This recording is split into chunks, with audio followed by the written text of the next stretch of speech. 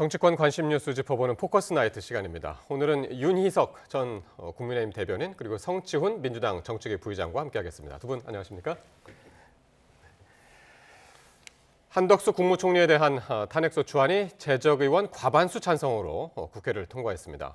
국민의힘 의원들은 원천 무효라면서 항의하며 반발했는데요. 직접 목소리 듣고 오겠습니다.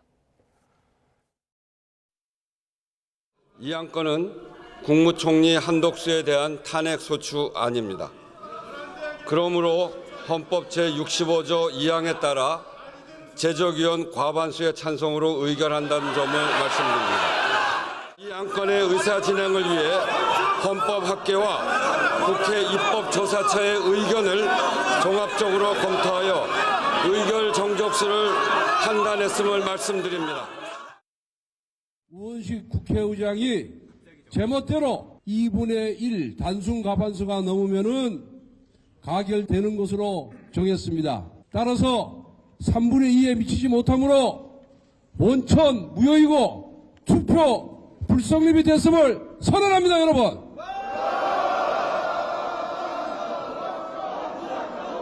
원천 무효, 원천 무효. 예, 의결 정족수 논란이 오늘 당일까지 이어졌습니다. 대통령 권한대행에 대한 탄핵소추, 헌정사상 처음인데요.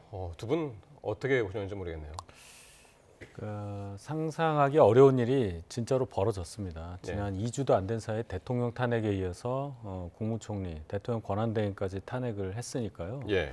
많은 국민들께서 정말 혼란스러운 상태라고 보는데 이렇게까지 할 일이었느냐 하는 생각이 듭니다. 예. 지금 민주당이 여러 가지 한덕수 국무총리에 대한 탄핵 사유를 들었지만 그 5가지 중에 한 가지 헌법재판관 임명 관련해서 여야가 합의해서 뭔가를 말해주지 않으면 임명하기가 어렵다.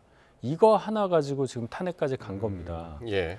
탄핵에 앞서서 한덕수 국무총리가 헌법재판관 임명을 안 하겠다는 얘기가 아니었어요.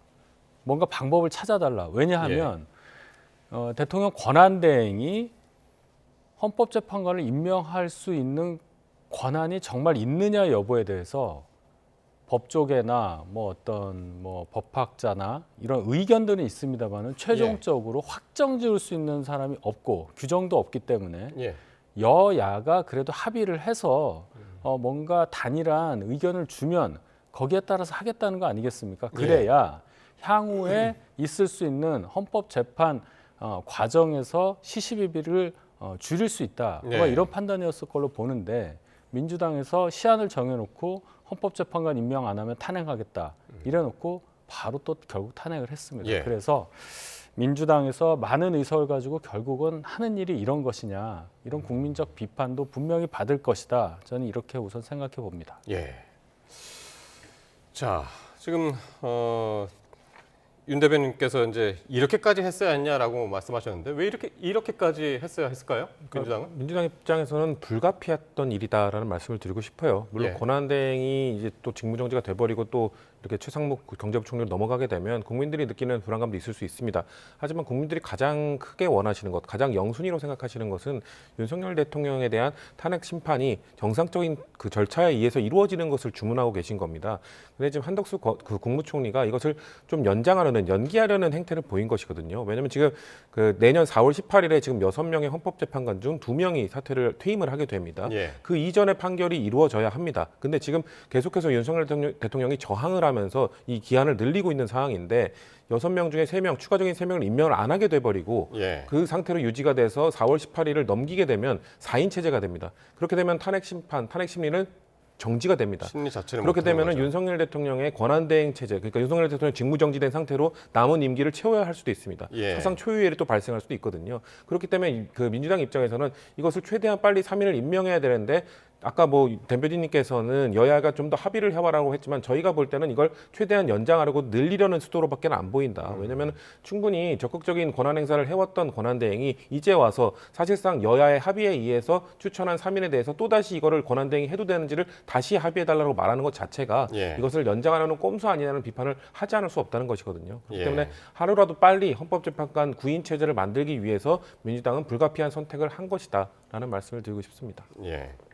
한덕수 권한대행이 임명을 하지 않은 이유는 최대한 탄핵 심판을 늦추려고 하는 것이다. 이제 그렇게 이제 견해를 보였습니다. 근데 오늘 아까도 뭐 보셨습니다만은 가장 논란이 됐던 것이 의원 정족수였단 말이에요. 몇 명이 찬성을 해야 이 탄핵안이 통과를 하느냐. 이게 권한대행이기 때문에 이제 논란이 됐는데 결국에는 과반이었습니다. 우원식 국회의장은 본인이 일차적인 유권 해석 권한을 갖고 있다. 그래서 설령 잘못되더라도 정치적 책임은 본인이 지겠다. 이런 얘기까지 했습니다.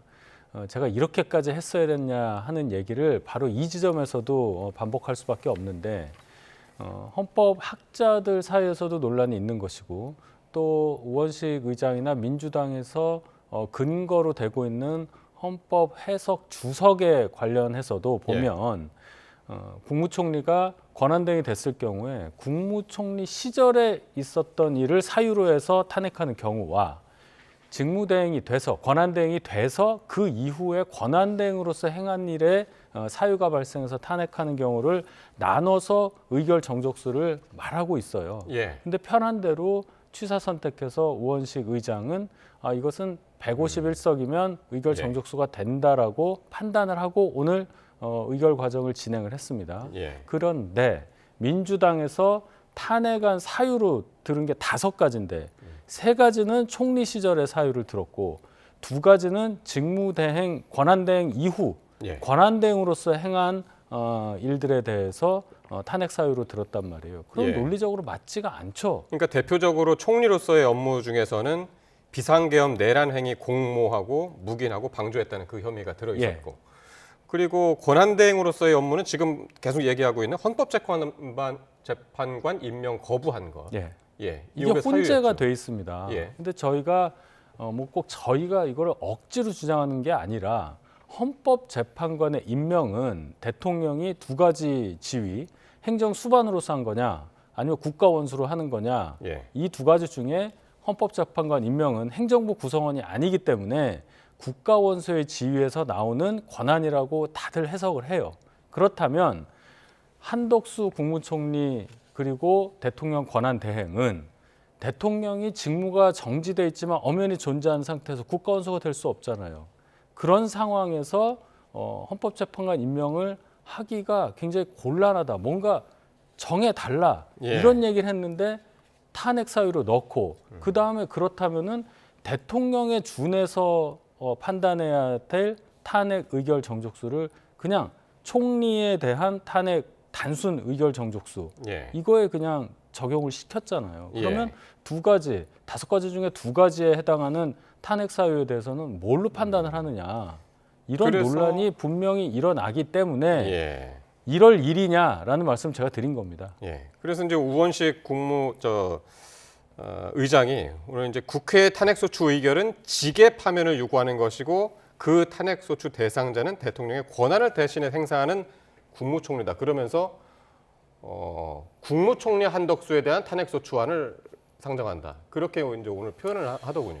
사실 국회의장께서는 그렇게 해석을 하신 거고 저는 그럴 권한이 있으시다고 생각하고요. 다만 아까 대변인께서 말씀하신 것처럼 이거에 대한 명확한 규정이 없습니다. 근데 아까 151석 그러니까 총리 시절에 행한 일에 대해서는 151석으로 가능하고 권한대행으로 했을 때는 200석으로 가능하다. 이게 이 헌법재판소의 그 해설서에 있는 내용인데 근데 지금 섞여 있잖아요. 5개 중에 3개는 총리 시절, 2개는 권한대행. 제 개인적으로는 이걸 섞은 건 좀 전략적으로는 아쉽습니다. 왜냐하면 깔끔하게 총리 시절에 했던 것만으로도 충분히 저는 탄핵소추 사안이 된다고 보기 때문에 왜냐하면 그 국무회의에 그 비상계엄 전에 있었던 국무회의에 참석했던 국무위원들의 책임 사실상 피의자로 지금 설정이 되어 있거든요. 특히나 지금 김용현 전 장관 측과 지금 의견 대립이 있는 상황이긴 하지만 한덕수 국무총리는 조금이라도 먼저 알았다는 지금 주장이 나오고 있는 상황입니다. 그런 상황이면은 다른 국무위원에 비해서 한덕수 국무총리는 책임이 더 크다고 볼 수 있거든요.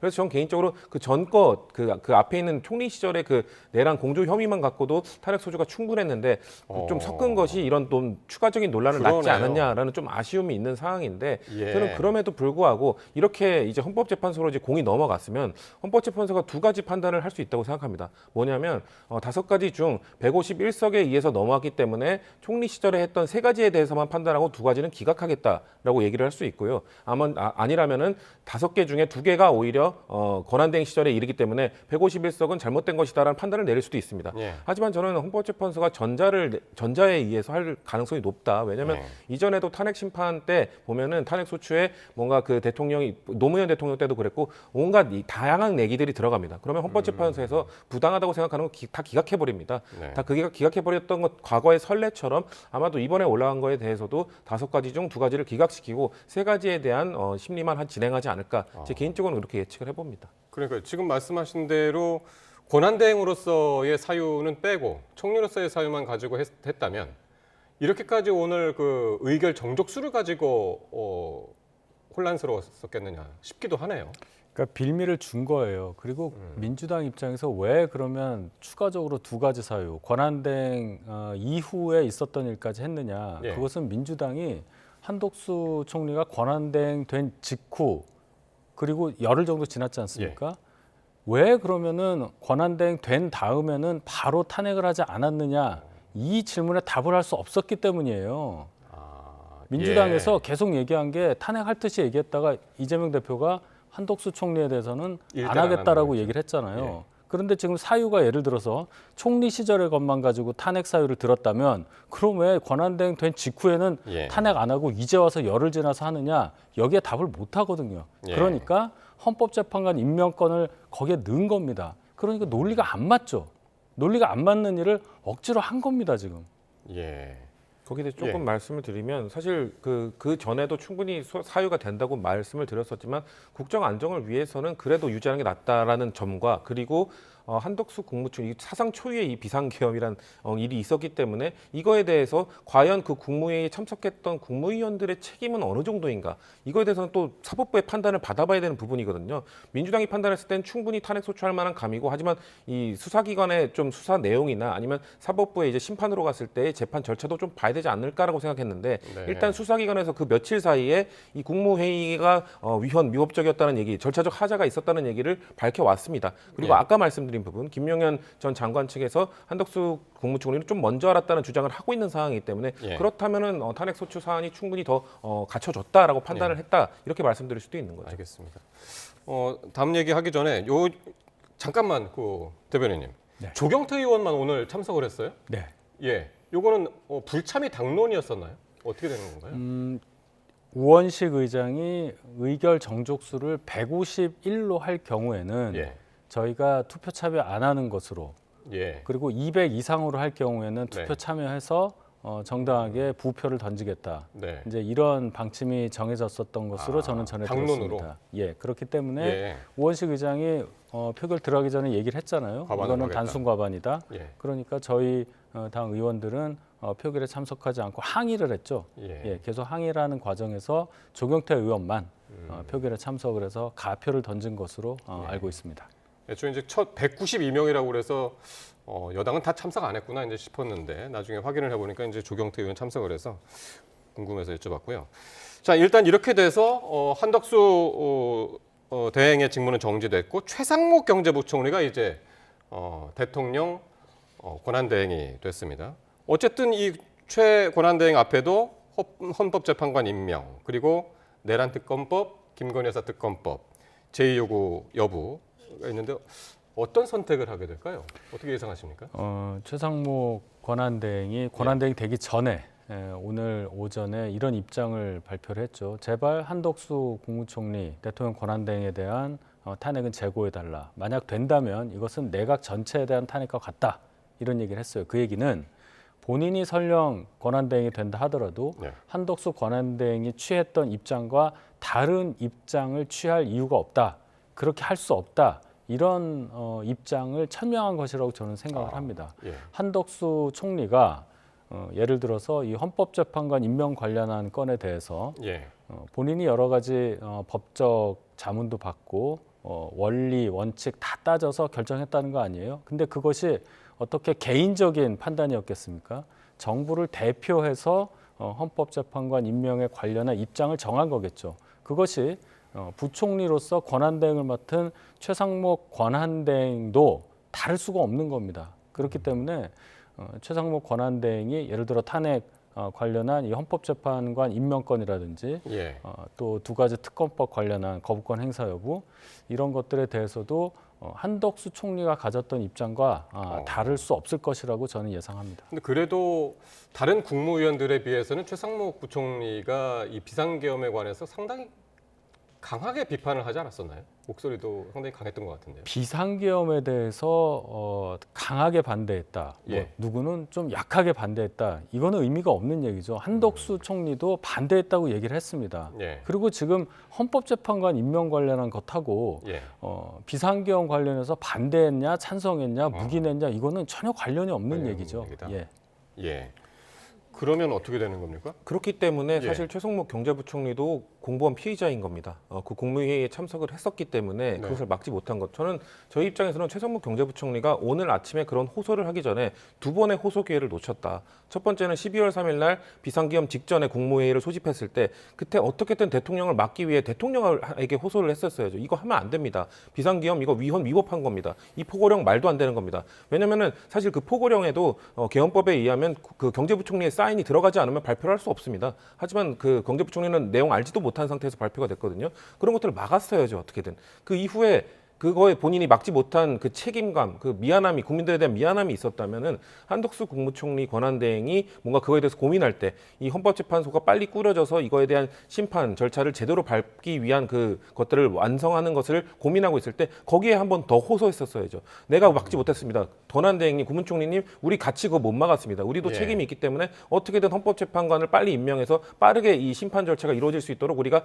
해야 됩니다라는 호소를 했었어야죠. 예. 그 호소 두 차례를 잃고 나서 갑자기 한덕수 권한대행에 대한 탄핵 소추를 멈춰달라는 호소, 국민들에게 설득력이 있을까요? 그러면 예. 만약에 최상목 부총리, 그러니까 권한대행도 또 헌법재판관이 임명하지 않는다. 그럼 또 탄핵하는 겁니까? 그렇게 됐을 때 저는 그래서 아까 말씀드린 이 그 탄핵소추 사안 중에 예. 또 이제 권한대행일 때랑 이전에 그걸 또 구분해서 하는 것이 전 필요하다고 생각해요. 국민들을 설득하기 위해서는. 예. 근데 그러면 최성목 국무총리, 그러니까 권한대행 역시 그 공범이긴 한데 아까 또 앵커께서 말씀하신 것처럼 지금 그 한덕수 국무총리와 최성목 경제부총리는 그 국무회의에서 그래도 좀 그 강도가 다른 걸로 지금 알려지고 있죠. 그것을 또 법 쪽에서 어떻게 판단할지는 알 수는 없습니다. 그렇기 때문에 민주당 입장에서도 헌법재판관을 임명하지 않았다고 해서 바로 이 탄핵으로 간다고 말하는 이 정치적 레토릭은 던질 수는 있으나 예. 또 현실적으로 고려했을 때 과연 국민들이 봤을 때 그리고 과연 재판부 사법부에서 봤을 때 이 사안이 한덕수 국무총리와 비교해서 충분한가 이거를 좀 진지하게 고민을 해봐야 되는 부분이거든요. 근데 예. 민주당도 그런 고민을 할 테니 예. 최상목 경제부총리도 지금까지 보내왔던 입장 말고 과연 지금 본인의 입장에서 이것을 헌법재판관 3인의 임명을 본인이 가진 권한으로 하는 것이 국가를 위해 좋은 것인지를 고민할 시기가 지금이다. 좀 더 고민을 하시는 것이 민주당이 마지막으로 드릴 수 있는 말씀이다라는 그 조언만 한 번 더 드리겠습니다. 민주당에서 공식적으로 최상목 부총리 그 권한대행한테 요청을 했나요? 임명 지금 요청을? 비공식적으로 계속 하고 있는 걸로 알고 있습니다. 본인 예. 해줘야 된다. 왜냐하면 예. 이것을 본인도 그 혐의가 있는 상황에서 이거를 또 만약에 안 한다면은 혐의를 받고 있는 사람이 본인에 대한 관련된 재판을 어떻게 보면 지연시키고 연장하기 위한 꼼수로 보일 수 있는 것이기 때문에 예. 책임감을 갖고 임해달라는 메시지를 계속 전하는 걸로 알고 있습니다. 예. 그러니까 권한대행의 탄핵도 이제 사상 초유인데 권한대행의 권한대행까지 지금 어떻게 될지 모르는 그런 상황이 됐네요. 그렇습니다. 예. 자, 이런 가운데 윤석열 대통령 측 대리인단이 구성이 됐습니다. 그리고 오늘 탄핵 심판 첫 재판이 시작이 됐습니다. 첫 변론 준비 기일이었는데 재판 진행과 관련된 논의도 있었는데 한번 어떻게 진행이 됐는지 한번 듣고 오겠습니다. 지금 계류 중인 그 탄핵 사건들이 많이 있는데 네. 물론 이 사건이 가장 그 중요하고 국민들한테 해야 될 부분도 있고 빨리 끝내야 되는 부분이 있긴 하지만 이 사건을 제일 먼저 심리하고 빨리 진행하고 저희가 대항할 수 있는 그 시간적인 여유도 어떻게 보면 좀 촉박한 그렇게 진행하는 재판장님들의 그저 협의나 어떤 근거가 있으신지 외람된 말씀 여쭤보겠습니다.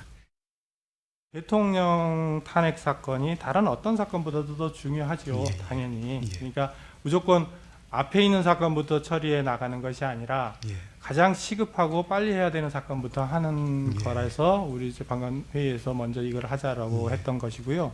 그리고 탄핵 심판은 예. 형사소송에 있어서의 어떤 피고인의 권리를 보호하는 그런 거하고는 약간 다릅니다. 아시다시피 이 헌법 질서를 유지하고자 하는 것이 제일 큰 목표입니다.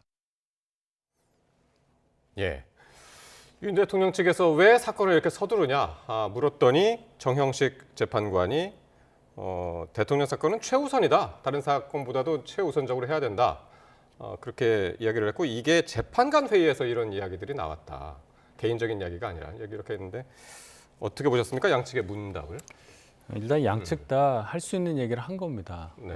서로 예상한 대답을 들었다고 볼 수 있는데 윤 대통령 쪽 입장에서는 이게 너무 촉박하게 되면 이게 정말 중요한 심판 과정인데 대통령이 정말 탄핵이 돼서 직을 그만두느냐 아니면 복귀하느냐 이걸 결정하는 건데 이렇게 빨리 하면 준비가 잘 되지 않은 상태에서 빨리 하게 되면은 방어권 차원에서 문제가 생긴다. 예. 그러니 사정을 좀 감안해서 진행할 수 있겠느냐 이렇게 물어본 거죠. 예. 재판부 입장에서는 대통령 탄핵이 그 어떤 사건보다 중요하다. 당연한 얘기입니다. 그렇기 때문에 거기에 맞춰서 제일 먼저 하는 걸로 정했고 거기에 이제 더해서 이 형사재판이랑 좀 다르다. 이건 징계재판이고 목표가 피청구인의 권익을 보호하는 게 아니라 예. 헌법 질서를 유지하는 것이기 때문에 예. 그 점은 미리 얘기해 둔다.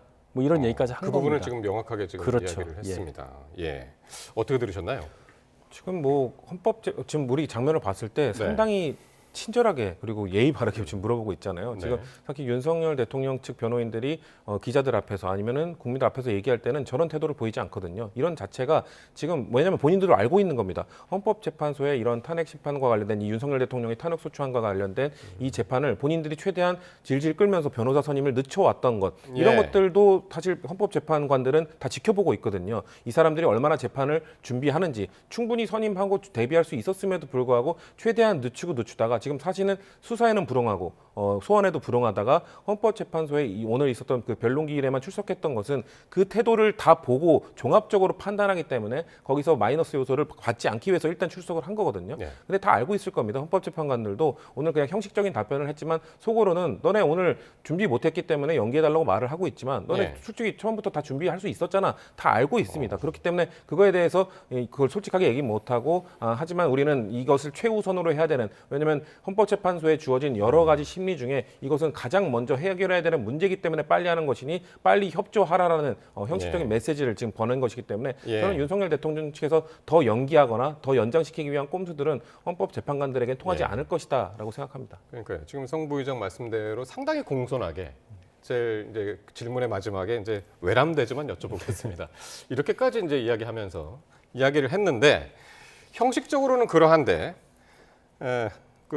오늘 헌재의 서류 송달 과정이 적법하지 않았다라고 이제 문제 삼기도 했고 이게 어떻게 보면 절차상 문제를 처음부터 이제 가장 근원부터 제기하겠다라고 이제 들리거든요. 그렇죠. 이것도 어떻게든 며칠이라도 시간을 좀 더 끌어보겠다는 거죠. 이거에 대한 판단을 해달라. 원래는 이것을 수취할 때까지는 재판이 진행되는 게 아닌데 계속해서 윤석열 대통령 측이 뭔가 공식적으로 이것이 본인에게 전달될 것을 인지하고 있음에도 불구하고 온갖 수단을 동원해서 수치를 거부하지 않았습니까? 헌법재판소도 사실 알기 때문에 원래 다른 일반인들, 다른 일반 정치인들 아니면 국민들에 대한 이런 재판이었다면은 그게 수치될 때까지 어떻게든 노력을 했을 겁니다. 하지만 윤석열 대통령이 이렇게 어떻게 보면 대놓고 국민들이 알고 있음에도 이걸 거부했기 때문에 우리는 송달한 시점을 기준으로 해서 그냥 송달된 것으로 간주하겠다라고 헌법재판관들이 합의를 한 거거든요. 그거에 대해서 이 절차가 정당하냐, 온당하냐에 대해서 이거를 다시 한번 들여봐 달라 하는 것, 그거를 또 심의하는데 며칠이 걸리거든요. 이거는 또 윤석열 대통령 측에서는 이거 갖고 며칠을 한번 끌어보겠다는 전략으로 밖에 볼 수는 없습니다. 그러니까요. 송달이 적법하게 되지 않았다. 이 얘기를 아주 명확하게 기자들 앞에서 했고 또 윤 대통령이 탄핵 심판에 적절한 시기에 직접 나와서 본인이 말씀할 것이다라고도 이야기를 해서 어떤 전략으로 보이시나요? 일단 윤 대통령 쪽에서 이 절차 얘기를 강하게 얘기하는 것은 앞으로 진행될 탄핵 심판에 대해서 본인들에게 조금이라도 불리하게 생략된다든지 너무 촉박하게 진행되는 그런 절차에 대해서 미리 못을 박아두는 거다 이렇게 봐야 되겠죠. 지연해서 이득될 거 없다는 건 윤 대통령 측에서 더 잘 알 겁니다. 이것은 절차를 제대로 지켜달라는 선언적 의미의 어떤 발언이라고 저는 생각을 하고 네. 윤 대통령이 적절한 시기에 본인이 직접 나서서 변론할 수도 있다. 충분히 예상이 되죠. 윤 대통령은 검찰총장 출신이니까 충분히 본인의 이 사건에 대해서 법적으로 변론할 수 있는 그러한 실력과 자격이 있다고 저는 생각합니다. 예. 더구나 현직 대통령 신분에서 예. 과거 박근혜 전 대통령 탄핵 심판의 예를 많이 참고를 할 거예요. 박 전 대통령은 본인의 변론권을 포기했었습니다. 예.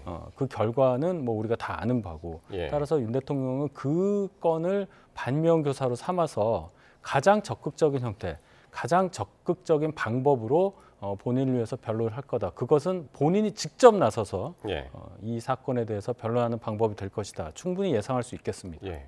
그래서 이제 뭐 박근혜 전 대통령 탄핵 당시에 이제 헌재 공보관이었던 배보윤 변호사가 이제 변호인 대리인 측에 이제 들어가 있는 것 같고 지금 이제 헌법재판관 3명의 임명이 이제 아직도 안개 속인데요. 아까 계속 얘기했던 건데 만약에 계속 임명이 지연될 경우에 논란이 이런 것도 있습니다. 지금 헌재가 6인 체제로 심리는 가능하다라고 했는데 이게 선고가 가능하냐라고 물어봤더니 여전히 논의 중이고 결정이 된 것이 없다. 이렇게 얘기해서 그러면 결론 심리는 계속하는 그 과정은 있으나 결론은 못 내는 것이 아니냐. 이렇게도 예측할 수가 있을 것 같거든요. 만약에 헌법재판관이 추가로 임명되지 않아서 6명 체제로 4월 18일까지만 존속한다. 헌법재판이 가능한 시기가 4월 18일까지라고 한다면 이 6명 체제로도 결정을 할 수 있는 그러한 결정을 내부적으로 내릴 가능성이 커요. 헌재가 그 헌재법 23조 1항을 지금 효력 정지를 시킨 거거든요. 네. 7명 이상이 참여하여 심리한다. 네. 이 규정을 효력을 정지를 시켜서 6명으로도 심리를 할 수 있게 한 거예요. 이진숙 방통위원장 사건. 그렇죠. 때. 그런 의지를 내비친 거 아닙니까? 그러면 똑같이 재판관들이 전원이 합의를 한다면 6명으로도 결정을 내릴 수 있다. 이렇게 결론을 내릴 가능성이 저는 크다고 봐요. 아직까지는 결론이 내려지지 않았지만. 예, 그런 의지 표명을 할 가능성이 큽니다. 그리고 그렇게 될 경우에는 4월 18일이 데드라인이 되겠죠. 네. 그 4월 18일 지나면 두 분의 헌법재판관 임기가 끝나기 때문에 4명의 헌법재판소 구성으로는 아무것도 못합니다. 그러니까요. 따라서 이 과정을 또 지켜봐야 되는 거예요. 헌법재판관 임명이 추가로 있느냐 없느냐도 있고 또 과정을 볼 때 변론기일 계속 나올 거 아닙니까? 박근혜 대통령 때 17번 했어요. 일주일에 한 번씩 하면 17주입니다. 지금 역사에서 17주 됐을 때 4월 18일까지 가느냐 마느냐 넘죠. 뭐 이런 것까지 좀 생각해 봐야 될 것 같습니다. 네. 그러니까 일단 심리는 시작은 개시는 했는데 3명이 추가로 여기에 참여를 하느냐 안 하느냐 이게 문제인데. 그렇죠. 그것뿐만 아니라 사실 6명이서 심리를 할 수 있다. 그리고 이진숙 방통위원장에 대해서는 선고까지 할 수 있다라고 판단을 내렸는데 사실 그 헌법재판소 사무처장에 대해서 국민의힘 주진우 의원이 이것은 이진숙 방통위원장이 하는 것이지 대통령도 하는 것이냐, 할 수 있는 것이냐, 적용되는 것이냐고 말했을 때 그때 사무처장은 가능하다고 얘기를 했거든요. 근데 내부에서는 아마 부담이 있을 겁니다. 왜냐하면 법조계에서도 헌법재판소 그 재판관 6명이 하는 것 효력 정지가 됐기 때문에 6명이 판단까지 선고까지 내릴 수 있는데 대통령의 탄핵 심판에 대해서도 6명이서 가능하냐 이거에 대해서는 이견이 있는 거거든요. 그렇기 때문에 이런 부담을 헌법재판소에 주지 않기 위해서는 3명 임명하면 됩니다. 이 3명 임명에 대해서는 헌법재판소에 대해서도 권한 대행이 할 수 있다라고 입장 표명을 했고요. 그리고 이와 비슷한 또 그 국회나 대법원장의 임명권을 갖고 있는 대법관 임명과 관련해서도 대법원에서도 대법원장 임명 3명 목표에 대해서는 권한 대행이 임명할 수 있다는 입장을 얼마 전에 밝혔습니다. 이런 걸로 봤을 때 대한민국의 사법기관, 대표적 사법기관 두 관, 대법원과 헌법재판소가 권한 대행이 임명할 수 있다고 했는데 이 헌법기관에 계속 이렇게 부담을 줘야겠습니까? 3명에 대한 임명을 빠르게 진행해야 된다는 상황이라고 말씀드리고 싶습니다. 9명이 되지 않은 불안전체로 인한 여러 가지 개연성이 지금 나오고 있기 때문에 여러 가지 이야기들이 또 거기에 추가적으로 나오는 것 같고요. 자, 오늘 김용현 전 국방부 장관이 재판에 넘겨졌습니다. 이번 사태가 불거진 뒤에 기소된 이제 첫 사례인데 그 공소장을 보면은요, 김 전 장관하고 윤 대통령의 행위가 국헌문란에 해당한다. 라고 판단을 했습니다. 어디까지나 이제 공소장이고 이제 검찰의 판단이고 아직까지는 재판을 통해서 확정이 안 된 그런 사안이라는 점을 이제 말씀드리고요. 이 부분은 어떻게 보셨는지요? 국헌문란에 해당한다. 예, 이제 공소장이니까요. 네. 이제 검찰에서 이렇게 주장을 한다는 거죠. 이걸 받아들여지느냐 마냐는 이제 재판부의 결정일 텐데 그렇죠. 일단 그 공소장 보신 분들도 계시겠지만 그 내용이 굉장히 그 적나라하게 많은 사실관계가 나와 있지 않습니까? 방금 전 보도에서도 나왔지만은 물리력을 아주 세게 사용을 해서 네. 뭐 사람을 끌어내라는 둥, 예. 뭐 이런 지시가 윤 대통령으로부터 있었다, 뭐 이런 것까지 공소장에 있는데 일단 김용현 전 장관 측은 신문사항에도 없었던 얘기가 공소장에 기재돼 있다 하면서 반발을 하고 있어요. 그러니까 사실과 다르다 이렇게 이제 주장을 하고 신문할 있으니 때는 없었던 내용이 공소장에 예, 있다. 물어보지도 않은 내용이 민주당 측 또 언론 여기에 나온 내용으로 그대로 그냥 전제가 돼 있다. 본인에게 물어본 적도 없다. 뭐 이렇게 얘기를 하는데 예. 내용은 참 충격적입니다만은 어쨌든 재판 과정을 통해서 밝혀져야 될 얘기이지 예. 이 공소장 공개 단계에서 저희가 어떤 코멘트를 하기에는 좀 예. 부적절해 보입니다. 그렇군요. 어쨌든 공소장에 이제 적힌 내용들로만 보자면 지금 윤 대변인께서는 이제 충격적인 내용이다라고 이제 큰 틀에서 이제 말씀하셨습니다만은 그 윤 대통령의 비상계엄 선포가 형법상의 내란죄 구성 요건인 폭동에 해당된다고 하면서 여러 가지 이제 증언들을 예를 들었는데 그렇죠. 이런 폭동의 근거가 뭐였나요? 그러니까 이런 증언들이 지금 사실상 군인들, 장성들이 한 거잖아요. 그러니까 예. 장성들의 증언인데 저는 물론 이거를 뭐 완벽한 팩트라고 단언할 수는 없습니다만 예. 민주당에서 말씀드리고 싶은 것은 이 군인들, 지시를 받은 군인들이 거짓말로 이런 얘기들을 꾸며내서 더 내란죄, 더 폭동이 더 가까운 답변을 했을 경우 네. 본인들에게 손해가 되거든요. 자, 지금 한번 저 보면서 말씀을 좀 나눠볼 텐데요. 국회의원들 다 체포해라, 불법이다, 뭐 이런 것들 저기 체포해라. 조지호 경찰청장한테 이제 했던 그렇죠. 얘기죠. 이런 것들이 사실 포고령도 위헌 것이었죠. 잠깐만요. 그리고 수방사령관한테는 네 명이 한 조를 이뤄서 한 명씩 들쳐 업고 나오라고 해. 총을 쏴서라도 문을 부시고 들어가서 끌어내라. 그리고 계엄 해제 요구안이 가결된 뒤에도 2번, 3번 계엄령 선포하면 되니까 계속 진행해라라고 했고 또 있죠? 예. 그리고 이제 특전사령관한테는 문짝을 도끼로 부수고서라도 안으로 들어가서 다 끄집어내라.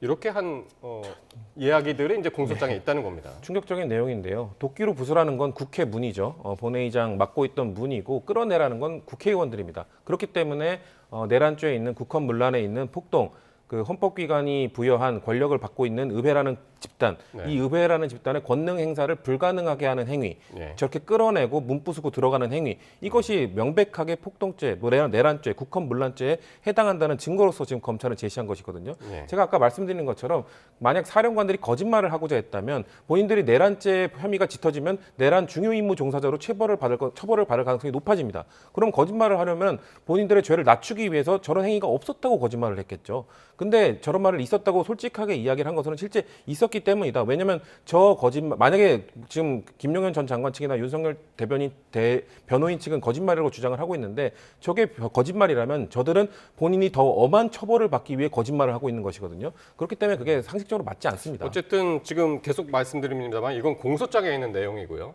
재판에서 확인된 내용은 아니다라는 점 다시 한번 말씀을 드리고 또 하나 이제 또 보여드릴 게 있는데요. 공소장 내용 중에 계엄군이 선관위 직원 체포를 위해서 준비했던 도구의 실물을 공개를 했습니다. 요거 처음 보실 거는 이제 도구부터 한번 보실까요? 예, 선관위 직원 체포조가 갖고 있었던 도구들 가운데 밑에 보면은 이제 야구방망이가 있고요. 위에 눈가리개가 있고 오른쪽에 포승줄이 있고 왼쪽에 케이블 타이도 있고요. 망치 뭐 이런 것들이 있네요. 이게 직접 실행에 옮겨지지는 않은 거죠.